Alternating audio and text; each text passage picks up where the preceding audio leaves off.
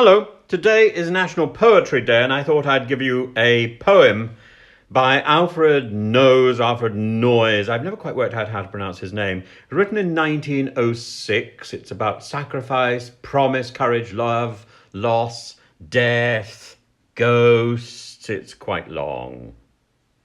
Bear with me. The wind was a torrent of darkness. Among the gusty trees, the moon was a ghostly galleon tossed upon cloudy seas. The road was a ribbon of moonlight over the purple moor, and the highwayman came riding. The highwayman came riding up to the old inn door.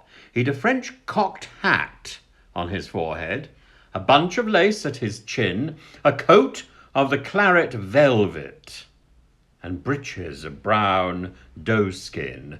They fitted with never a wrinkle. His boots were up to the thigh, and he rode with a jewelled twinkle, his pistol butts a twinkle, his rapier hilt a twinkle. Under the jewelled sky, over the cobbles he clattered and clashed in the dark inn yard. He tapped with his whip on the shutters, but all was locked and barred. He whistled a tune to the window, and who should be waiting there but the landlord's black-eyed daughter Bess, the landlord's daughter, plaiting a dark red love knot into her long black hair. And dark in the dark old inn-yard, a stable wicket creaked where Tim, the ostler, listened. His face was white and peaked. His eyes were hollows of madness, his hair like mouldy hay, but he loved the landlord's daughter, the landlord's red-lipped daughter. Dumb as a dog he listened, and he heard the robber say, "One kiss, my bonny sweetheart, I'm after a prize tonight, but I shall be back with the yellow gold before the morning light. Yet if they press me sharply, and hurry me through the day, then look for me by moonlight, watch for me by moonlight, I'll come to thee by moonlight, though hell should bar the way." He rose upright in the stirrups, he scarce could reach her hand, but she loosened her hair in the casement. His face burnt like a brand as the black cascade of perfume came tumbling over his breast, and he kissed its waves in the moonlight, those sweet black waves in the moonlight. Then he tugged at his rein in the moonlight and galloped away to the west. He did not come in the dawning, he did not come at noon, and out of the tawny sunset before the rise of the moon, when the road was a gypsy's ribbon looping the purple moor, a red-coat troop came marching. King George's men came marching up to the old inn door. They said no word to the landlord, they drank his ale instead, but they gagged his daughter and bound her to the foot of her narrow bed. Two of them knelt at her casement, with muskets at their side. There was death at every window, and hell at one dark window, for Bess could see through her casement the road that he would ride. They had tied her up to attention with many a sniggering jest. They had bound a musket beside her with the muzzle beneath her breast. "Now, keep good watch!" And they kissed her. She heard the doomed man say, "Look for me by moonlight, watch for me by moonlight, I'll come to thee by moonlight, though hell should bar the way." She twisted her hands behind her, but all the knots held good. She writhed her hands till her fingers were wet with sweat or blood.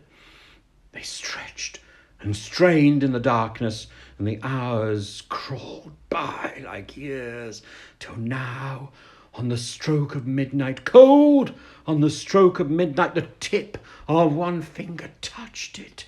The trigger, at least, was hers. The tip of one finger touched it. She strove no more for the rest. Up, she stood up to attention with the muzzle beneath her breast. She would not risk their hearing. She would not strive again, for the road lay bare in the moonlight, blank and bare in the moonlight, and the blood in her veins in the moonlight throbbed to her love's refrain. Clot, clot! Had they heard it, the horse hoofs ringing clear? Clot, clot! In that distance, were they deaf that they did not hear? Down the ribbon of moonlight over the brow of the hill the highwayman came riding, riding, riding. The red coats looked to their priming. She stood up, straight and still, clot, clot, in the frosty silence, clot, clot. In the echoing night, nearer he came and nearer, his face was like a light.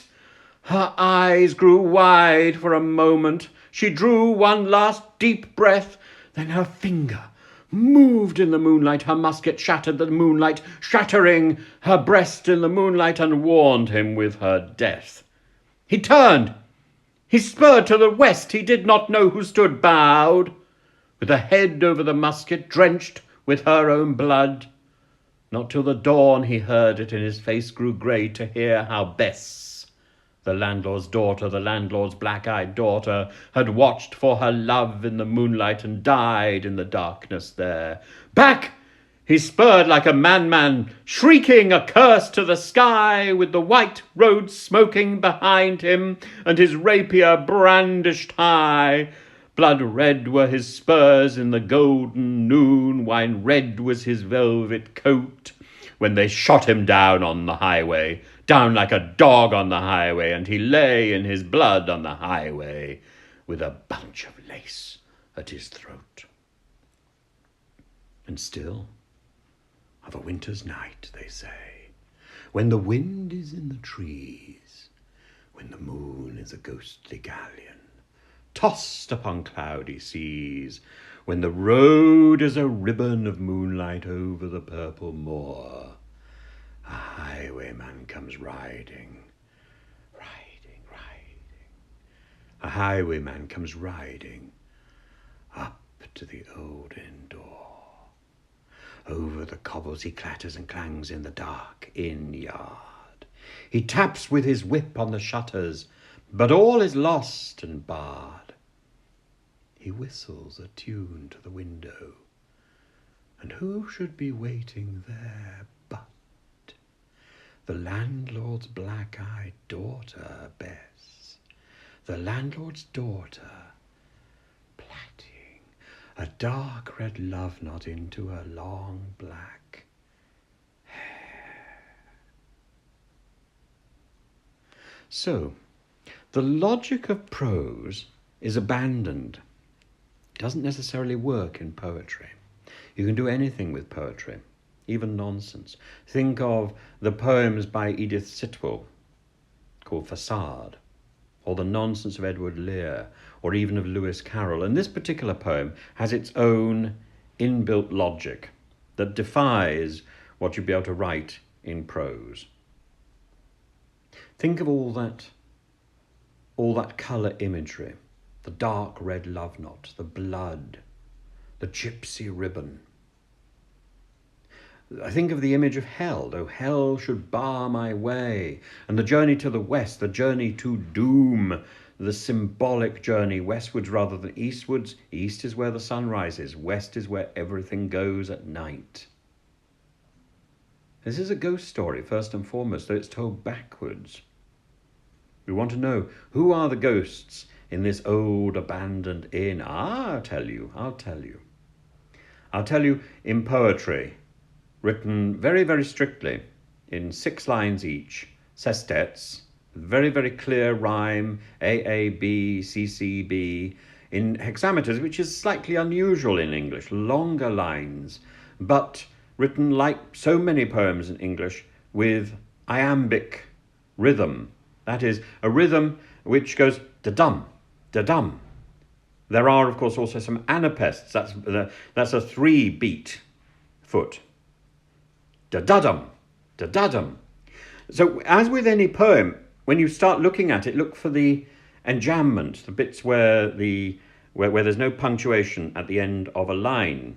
And that drives the line onto the next line. So as you speak it, you have to emphasize a word, maybe the first word, the second word, the third word on the next line. That's almost its purpose. Caesuras. A caesura emphasizes either the word immediately before the break or just after it. A comma or something in the middle of a line breaks the line. 2 of them knelt at her casement. with muskets at their side. You have to pause on the word musket because of that break in the line, because of the caesura or casement. Caesuras and enjambment, they're not very accurate poetic effects, but they are definitely making a point. He spurred to the west, he did not know who stood bowed. Bowed is the word we emphasize there. It's on the next line. Think also of the alliteration all the way through this poem. Very effective. Or the metaphors, especially those three big metaphors in the first stanza, one after the other, the wind, the moon, the road, and the images of water and colour and sound that keep appearing. Think of the repetition, the riding, riding, riding, twinkle, moonlight, and the refrain, like a song, keeps coming back every single stanza. And if you want to be really brave with your poetic analysis, then you're going to talk about the assonance. Assonance is where you pick up a sound of a vowel and you repeat it. She strove no more for the rest. The sound of the O. She strove no more for. The sound of the I, the highwayman came riding, riding, riding. Highwayman came riding, riding. Personification. Death at every window. Death is a person here. Onomatopoeia. This is where I think the poem gets a little weak because you've got the clot clot. I have no idea how you're supposed to pronounce that. But, is it supposed to sound very, very, very bold? I can't seem to make a bold sound out of that, but maybe that's what's intended. Maybe you can do better than me. But there we are. That's the challenge. Go on, get a clot clot. Clot clot. I don't know how to pronounce that. Clot clot. Clot clot. There we are. Have fun. That's my contribution for National Poetry Day.